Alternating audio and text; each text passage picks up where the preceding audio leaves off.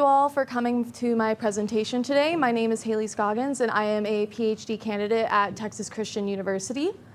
And my presentation is on understanding physical activity in video game play in adult video game players. That showed up a little bit better on my laptop. That's okay. So a little bit of background about me. I am very well-versed in kinesiology. So I got my bachelor's in kinesiology at the University of Texas at the Permian Basin.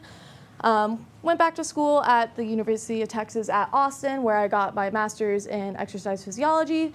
And now currently I am at Texas Christian University. And over this journey, I kind of learned that I really liked two things. One, I liked physical activity and I liked sports. I was a swimmer growing up, but I also liked video games. And I really found that people kind of put these things on a spectrum and have an antithesis of each other. And so I tried to bring these two passions together, and I really found, oh, there is a relationship and I want to do good for my community. So that's kind of where my research lies in terms of like the sedentary behavior, video game play, and physical activity. And then this is my dog, Grim. He's been my emotional support dog basically throughout this whole journey. So I wanted to put him on my slides. So a little bit of background. As I'm sure all of you are like well aware, video games is a huge industry. And just from 2023 projected to the end of 2029, there's going to be about a $300 billion increase in revenue within this industry. But what is not really known is a lot of people think of video games as a child thing or a teenager thing. But realistically, in the United States, about 77% of video game players are adults. And right now, mobile games are a little tricky and a little controversial, but PC is the most played platform among all the types of platforms. And because of this, there are way more options in terms of getting higher education, as well as kind of like that job pursuit. Again, I'm talking to a bunch of collegiate esports athletes, so that makes a lot of sense. Now, the one thing about video games is that it's a highly sedentary pastime. Like, yes, we have kind of those extra games, but primarily, we sit down at a computer or maybe on our couch, and then we play our video games. And when I say sedentary, this is talking about from an energy expenditure perspective of how much energy are we burning. Anything sedentary is going to be equivalent or less than 1.5 metabolic equivalents of task. That's just a fancy word for how much oxygen we are consuming during a task. And once we reach about 8 hours or more per day, we're actually increasing our likelihood of developing different types of issues, such as cardiovascular disease, type 2 diabetes, and even musculoskeletal issues. And in 2021, about 75% of mortalities or deaths in the United States not the United States, but globally, were contributed to non-communicable diseases. And non-communicable diseases are those I just talked about. Now, specific to video game play, one study that I conducted found that, in self-report, about 44% of these players report having at least one of these non-communicable diseases or chronic health conditions, whether it was physical or psychological. And when we're looking at esports specifically, there are additional risks that are associated with playtime, such as vision fatigue, nutritional deficits, as well as kind of those sleep issues. And even though we don't like to talk about it because it brings like all the negative media in, mortality really is a realistic consequence of this compounding extensive playtime, simply because it is connected to this sedentary behavior and this increased risk of developing those non-communicable diseases. Now, to combat all that, what's one thing that is surprising to me that a lot of people don't know is that we actually have physical activity guidelines to help us combat against developing these non-communicable diseases. Now, for adults specifically, it's recommended that we spend approximately 150 to 300 minutes per week in either moderate aerobic physical activity. So when I say aerobic, this is anything that's like really getting that oxygen consumption up through these repetitive, gross muscle movement behaviors, or 75 to 150 minutes of our vigorous aerobic physical activity. This also includes 2 to 3 muscle strengthening days, so just like going to the gym, lifting some weights. But when we get to these sedentary behavior guidelines, there is not a quantitative guideline. It's just move more, sit less. Which when you say it, it's like, oh, duh, of course, just sit less. But when we think about every aspect of our day, you're all sitting right now. I chose to stand up because I've been sitting all day. But when we start talking about video game play or work or even transportation, it's going to add up, so it's not as simple as just move more, sit less. Now, when we do our physical activity, the opposite effect is going to occur in terms of our physical and our psychological health. We have increases in cardiorespiratory fitness, so our heart gets stronger, our lungs are able to consume more oxygen. Musculoskeletal, so your muscles are going to get bigger, they're going to get stronger, but it's also talking about your bone health, where your bones are actually going to decompose just a tiny little bit and then build back stronger. Our metabolic health, that's just a fancy word for all the stuff that you eat, those chemical processes and how they're properly kind of metabolized or like broken down. And then of course our psychological health. So the more you exercise, the more endorphins you have, and it actually reduces kind of those effects of anxiety and depression, even acutely. However, we know all this, but yet 31% of people globally do not meet the physical activity guidelines. So when we talk about these guidelines, like I just said, there's different aspects of sitting that we have. We have work, we have play, same thing for physical activity. And we call these domains of physical activity and sedentary behavior. We have our transportation, occupation, household, and leisure. Now, most research actually emphasizes this leisure component. And the reason why is it's very novel and very recent, but studies are beginning to find that there's different health outcomes between these different domains of behavior. Specifically, with leisure time, occupational physical activity doesn't provide as many benefits as leisure time. And there's a couple of theories as to why. Some of them are, if you're thinking about Amazon warehouse worker, they're not able to do this full body extension and really open up and release. It's very like compact and constrained. Whereas with leisure time, you're not focused and you don't have a boss like talking about you like right behind your back and telling you what to do. And then you're able to like properly execute those physical activities. But the same thing is true for sedentary behavior. Studies are starting to show that leisure time in between those our screen-based behaviors have worse health outcomes compared to other sedentary behaviors like reading or listening to music. So really, we need to take these domains into consideration when talking about these physical activity guidelines and future research. So the first problem is when we're looking at these different leisure activities, they're all recreational, yes, but they require these different interactions. However, they are still grouped together. So when we talk about video games specifically, they're treated as other screen-based behaviors, which may not necessarily be a good thing. With video game play, you're moving, you're really thinking about what inputs you're putting in, and if you're playing against someone or it's like PvP, you have to think about what the other person is going to do versus what you're going to do. That is a completely different interaction compared to passive scrolling on social media or even TV watching, where you don't have those mechanical inputs and the necessary cognitive function to apply into those behaviors. Now, the reason why we kind of group everything together is because there's not a quantitative tool or something that gives you hard measurements to measure specific domains of activity. And this goes for both physical activity and for sedentary behavior. Sure, for physical activity, we have our Apple Watch. It'll say, oh, you've been sitting for 8 hours, but it doesn't say you've been sitting for 8 hours doing blah, blah, blah, blah, blah. So that's one main reason why they group everything together, because currently we only have kind of these self-reported methods to group them in such a way. And if it is quantitative, it just puts it all together. Now, one study found that when looking specifically at leisure time sedentary behavior, or LTSB, adults average about 4 hours a day in these activities. So they took that, they broke it down, and they found that most of that time was spent on these electronic sources of media in comparison to other behaviors. And another study took that and then looked more into, are there different health outcomes between those? And then again, that goes back to, yes, there are different health outcomes. Now, the second problem is with adult populations, it's not very common to research them. Currently, most video game-related research is focused on children and adolescents because, as we probably already know, the habits you establish as a child or a teenager typically tend to stick through adulthood. So most research focuses on how can we mitigate this behavior early rather than we're already taking place as adults. And because of that, adult populations are extremely underrepresented, particularly when it comes to leisure players or people who just play outside of the competitive scene. more research on adults are really focusing on elderly individuals because there's research backing that playing video games reduces the risk of like Alzheimer's symptoms and things like that. Or more recently, esports athletes, again, going back to that industry boom. So where does all this come in for me and my research? First, I just wanted to see what on a typical average adult video game player do these people do.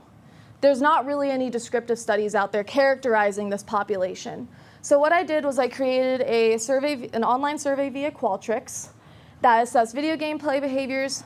I used the International Physical Activity Questionnaire to kind of estimate the physical activity in different domains, demographics, and health history. And people just filled out the survey. I ran statistics on it.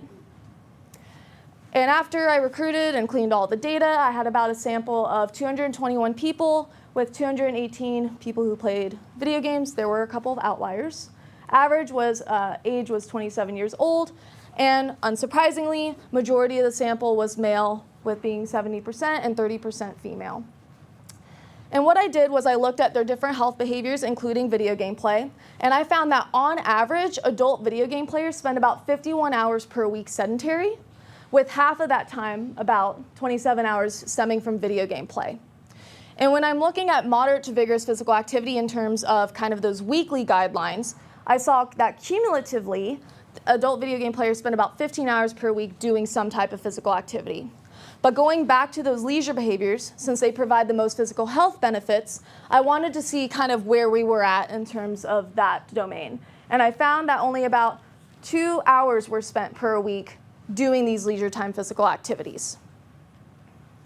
And one thing that I also thought about was, how do different genres of video games come into play? Now this became kind of convoluted because you have to take into consideration people play more than one genre, unless you're myself and you only play League of Legends when you have time. And when you start measuring all these different types of games, statistically it gets a little convoluted. But ultimately we found that puzzle players were more active compared to shooter players. Now that also has to take into consideration different group sizes. There were way more shooters compared to puzzle players, but as an initial kind of step looking into the different genres, aside from MMORPGs in the traditional WoW sense or World of Warcraft sense, this was pretty good.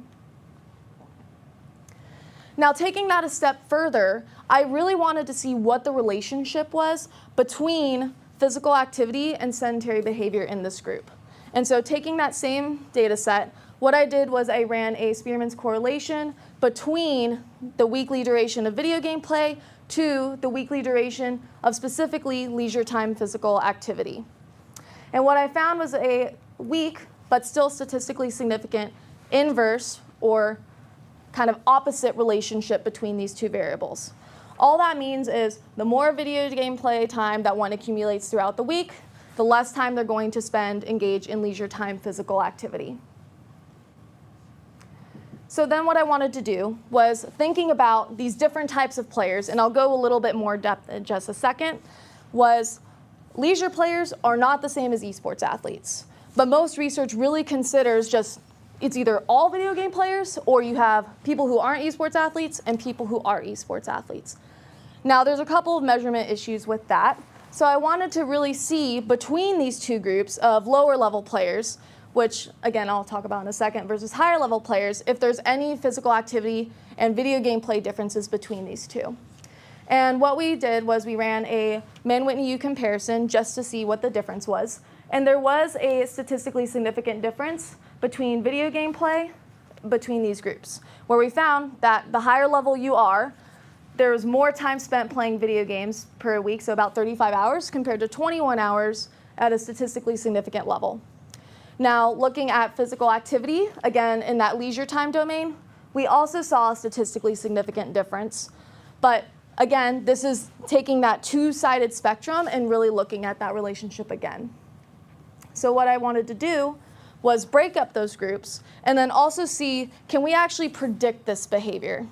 And so we ran an ordinal logistic regression, which is a fancy way of saying, as this number increases, this number increases in terms of likelihood. So what we found was when we break this group up into different quartiles, so think of like a little bit more, medium amount, most amount. we found that the people who play the least amount of video games during the week are about 2.5 times more likely to fall in those higher durations of leisure time physical activity in comparison to those who played the most. So in layman's terms, the more video game play you play during the week, the less likely you're going to do leisure time physical activity, whereas the less time you play video games, the more time you're going to do leisure time physical activity. And I also wanted to, again, see those group differences between higher level and lower level players. And we found that higher level players are actually almost 2.5 times more likely to go engage in those leisure time physical activities. So kind of going back into breaking up those groups, first we have leisure players. Now this is a lower level player. They're like me, they go play video games just to chill out, do their thing, and that's pretty much it. That's all they do. They're not signing up for competitions. Then you kind of have this next step, which is amateur players, where they do the same thing, where they play during their free time, but now they're actually going out of their way to sign up for these competitions and play in a competitive sense. Now, in between this and professional, we have our semi-professional category, which is people playing on scholarship, or maybe they're on amateur team, like professional organizations that aren't quite like the Team Liquid, but still they get paid for their time. And then finally, we have professionals, which are those major groups, or if they're an individual esports athlete, being in the kind of that top 16 range in their results. Now, because they're like really small group, just as you increase in professional level, the less people are in those groups. So there's only 26 total, so I combined the esports professional athletes and the semi-professional athletes into this higher level group and kept these two leisure and amateurs separate. So we ended up finding specific group differences between leisure players, amateur players, and these higher level players. Specifically, this shows that between leisure, amateur, and higher levels, there is a statistically significant difference in leisure time physical activity among these people. Now, as you can see, leisure players spend about 45 minutes per week, right? Then you get to amateur, and everyone reported 0 minutes of moderate to vigorous physical activity in that group. Then when you get to those higher level players, they're averaging about 85 minutes. Then looking at video game play, we found that leisure players spend less time playing video games compared to amateur players and professional players. But between amateur players and esports players, those numbers were pretty much the same, and there wasn't that statistically significant difference. Yet, amateur players are not doing leisure time physical activity or exercising nearly as much as these esports athletes or those higher level players. Whereas for the higher level players and leisure players, they're doing similar amounts of physical activity. So, like I said earlier, all of this was from a self-reported study. So again, they took a survey, and with these kind of surveys, we have these things called biases, where maybe they just forgot what they did during the week. Or we have social desirability bias, where they say, oh, I don't want this person to know that I only exercise for 0 minutes during the week and I play 20 hours of video games. So these are things that we have to consider within these self-reported studies. So that leads us to our third problem.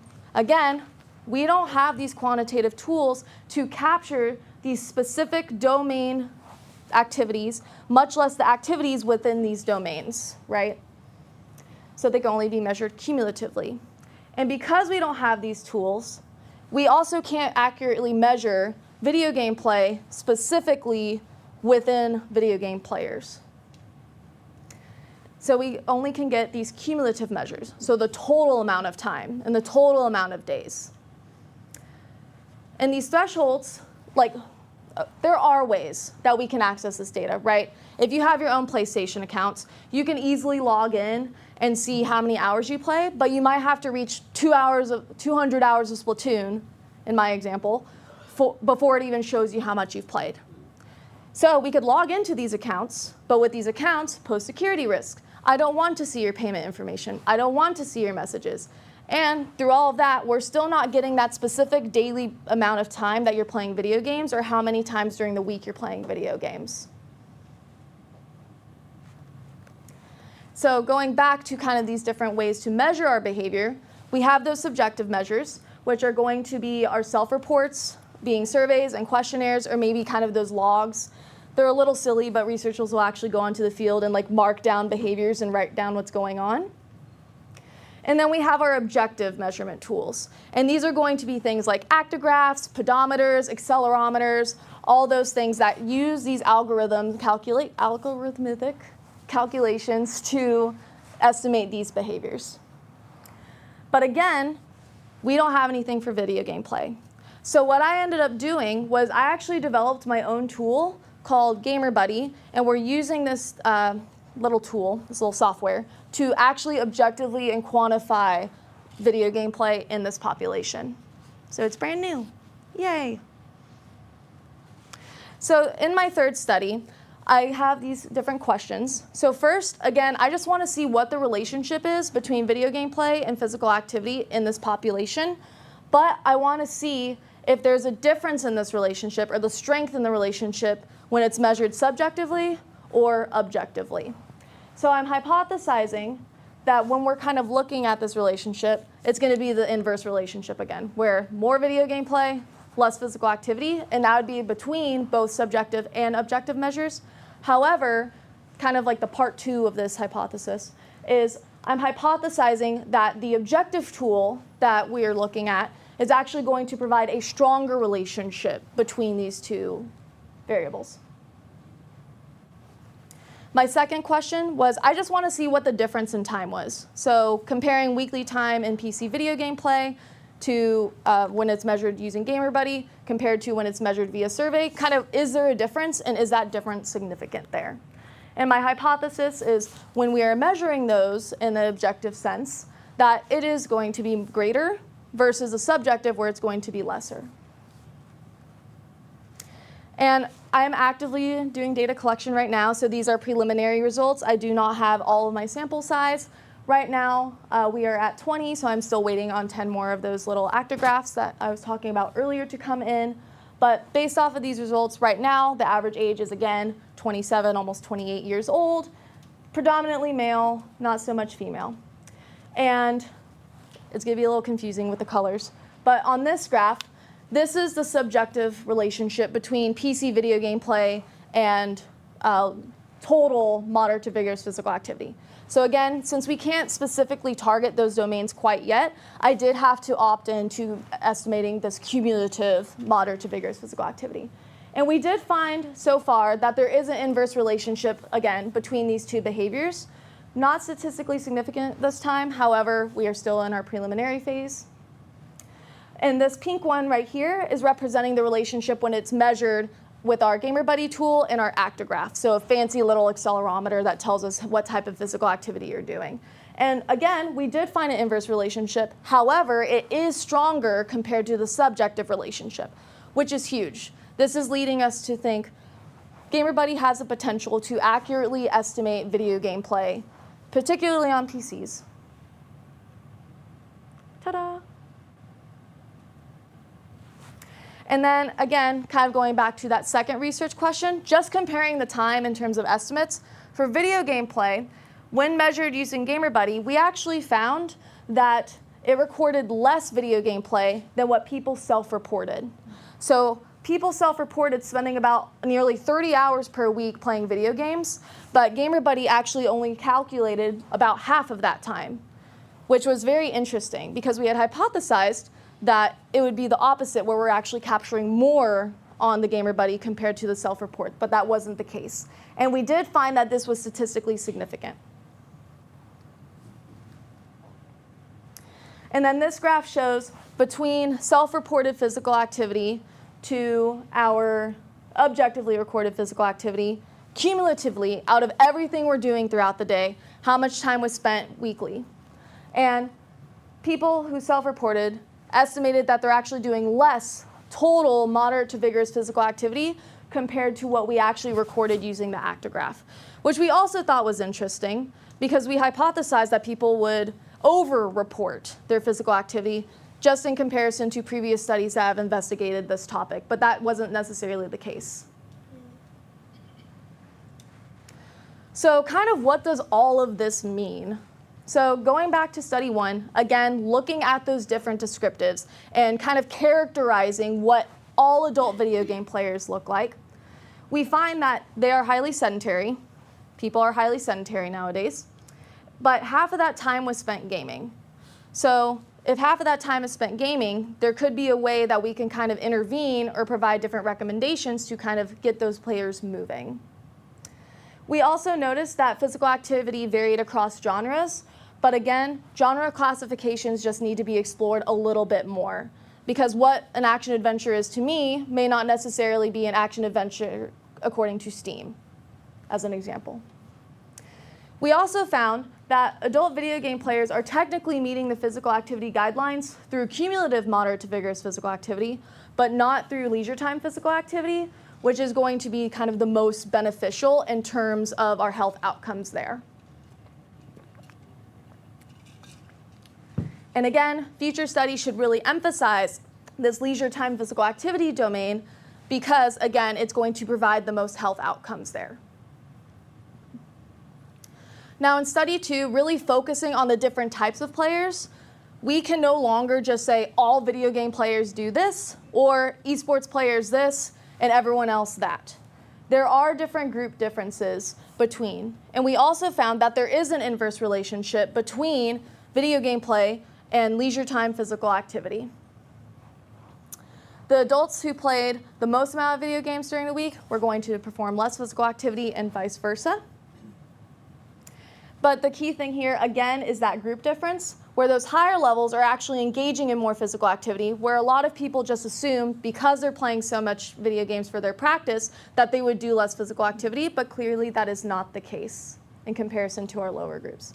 But then we have those intermediate group differences, where we're finding that there are variations in our health behavior in terms of physical activity and sedentary behavior, or not sedentary behavior, just video game play, which if we were to look at more of those kind of non-communicable diseases and diagnoses, we should be exploring that as well.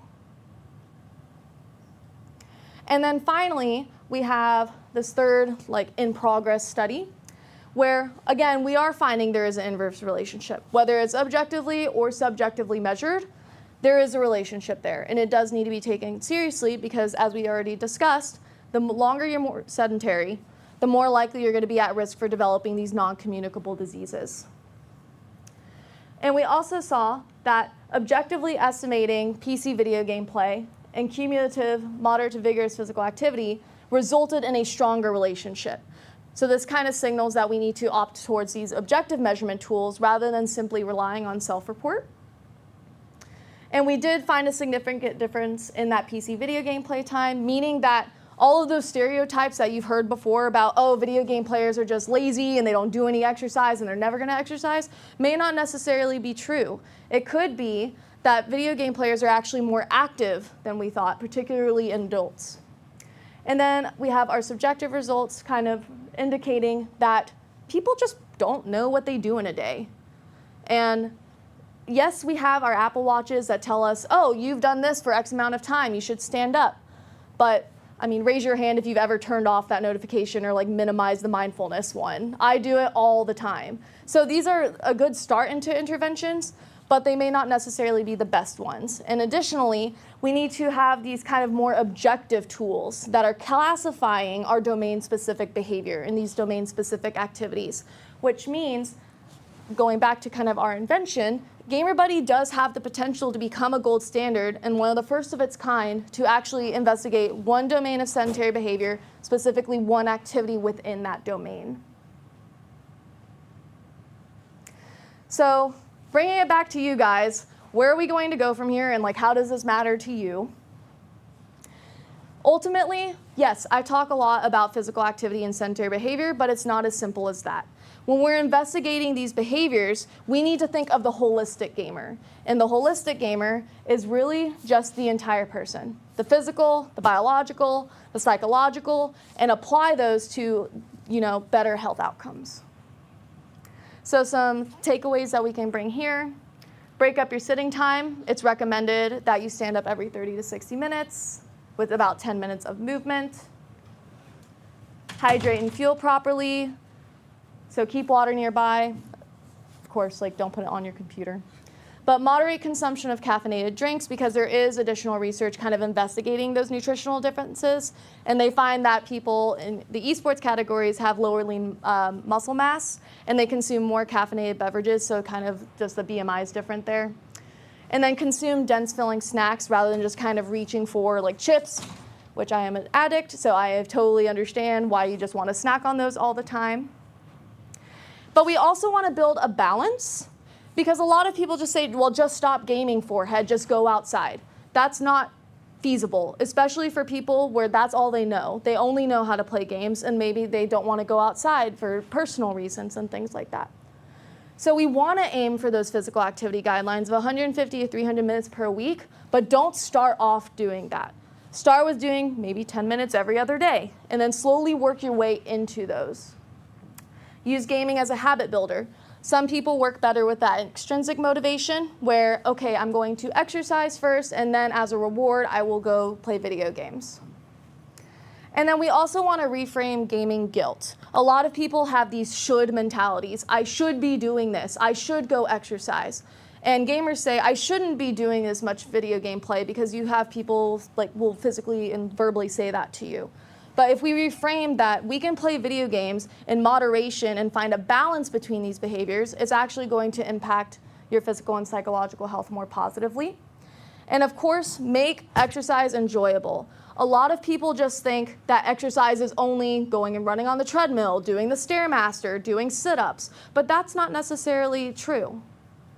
We can try different genres of extra games. So I personally love Just Dance. I love Beat Saber. And there's several other video games outside of those genres that require that full gross body movement that you could explore. You could also incorporate these non-traditional ones. So instead of doing extra games, go join a group dancing class, join a group aerobics class, anything that kind of brings this social aspect, because having that social aspect can hold you accountable, which leads to playing with friends and encouraging movement amongst each other. Now, that may be difficult to implement, but just even bringing the idea up or doing it by yourself, leading can convince people to follow you. So if you say, hey guys, like hydration break, or like hydration check, posture check, or I'm going to stand up for 5 minutes, we can do things like that. So that way it's going to get the whole group in and also benefit your own personal health. In terms of future research and societal actions, the first couple of things research and future research or investigators should do is, one, we need to prioritize developing objective technology that's capable of measuring domain-specific behavior that is not relying on participants.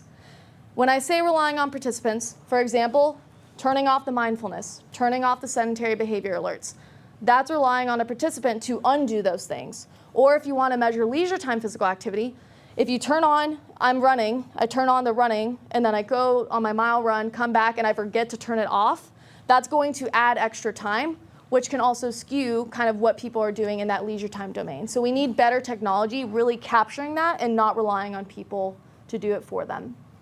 We need to investigate health outcomes between different video game player levels. And of course, there are some classification disagreements amongst the video game research community. But even just starting by taking away that dichotomous or that two-sided kind of grouping is better than nothing.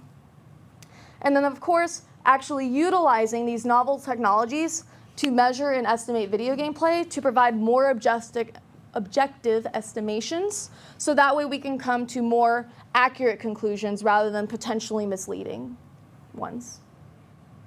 Now, in terms of game developers, if you've ever, raise your hand if you've ever seen one of these screens at some point where it says take a break. Yes. Now keep your hand up if you've ever took a break. Exactly. These don't work. So game developers, just according to like physical activity guidelines or recommendations, maybe even legally, they have to put in these breaks, but these little screens don't necessarily work for everyone. We actually need game developers to design better interventions that somehow get people up and moving, so that way it doesn't impact their physical and psychological health negatively. And then of course, going back to those physical activity guidelines, we need to move away from the move more, sit less, and replace it sitting with moving into these specific tailored interventions between these different types of behaviors. They already found that reading and listening to music, like not associated with videos, doesn't have as many negative health outcomes. It's still negative, but poor health outcomes compared to these screen-based behaviors like TikTok doom scrolling or passive TV watching, versus video game play. But again, since these are different ways to interact in these electronic media, they need to be more specific. If you play this amount of video games, you need to engage in this amount of physical activity. Move more, sit less just doesn't work. And then here are all of my references. I love the references page. And does anyone have any questions? Yes. Because you know I'm going to ask you. So did you take into account by any chance like mental health considerations? Because you mentioned something about caffeine, and there actually is a pretty good amount of research that says people who are considered fitness addicts actually fall into the ADD, ADHD category and also have a high consumption of energy drinks. Right. So I actually did not take into consideration all of the psychological components because, again, my research is primarily focused on the physical components. However, I do agree with what you're saying because I have read the research kind of. So, fun fact, my degree is going to be in sport and exercise psychology. However, I've really focused on the physical activity route instead. I don't know why. But regardless, the research I did kind of in the literature reviews when I was starting to like conceptualize everything, there is that positive benefit of caffeine consumption in ADHD individuals. So of course, this isn't going to apply for everyone. And even all of the results that I just presented may not be super generalizable to everybody. Yes? In terms of wearable technology, have you looked at trying to use these rings that measure your oxygen consumption to just go directly to that as a measure of physical activity? I think that would be amazing. And if anyone has the funding to do it, I would absolutely love to do it. So the specific technology is the Oura Ring. And right now it is one of like the better research standards for physical activity measurements, including oxygen consumption, energy expenditure, so those kind of METs. However, those devices are also extraordinarily expensive, which makes it really hard for researchers to get access to them unless they have a specific kind of, for lack of a better word or phrase, conflict of interest where they work with the company and then they use that for that research. But that's a good question. I would love to do it. Now, with my research specifically, we used kind of the gold standard in terms of accelerometry measurements, which is called the actigraph.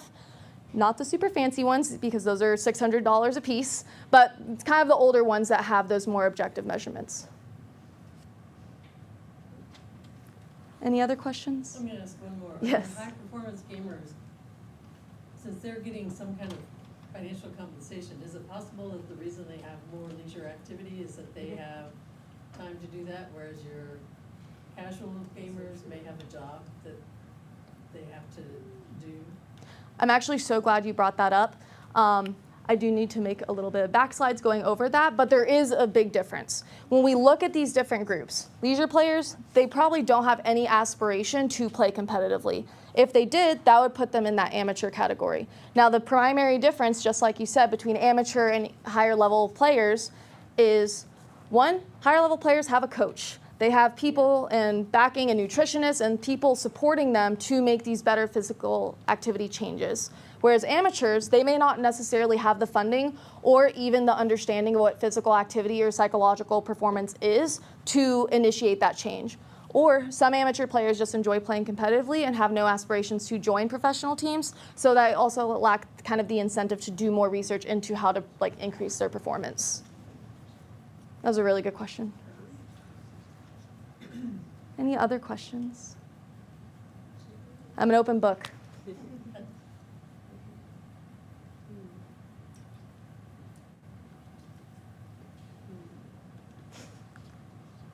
Going once, going twice.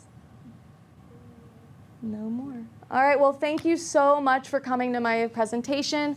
I greatly appreciate all of the questions that you had. If you want to contact me or help us support the kind of this health-focused video game research, please scan this QR code. It'll have like all of my contact information, social media, and even a little bit more information, just a tiny bit about GamerBuddy. But other than that, again, thank you, and I hope you have a great rest of your conference.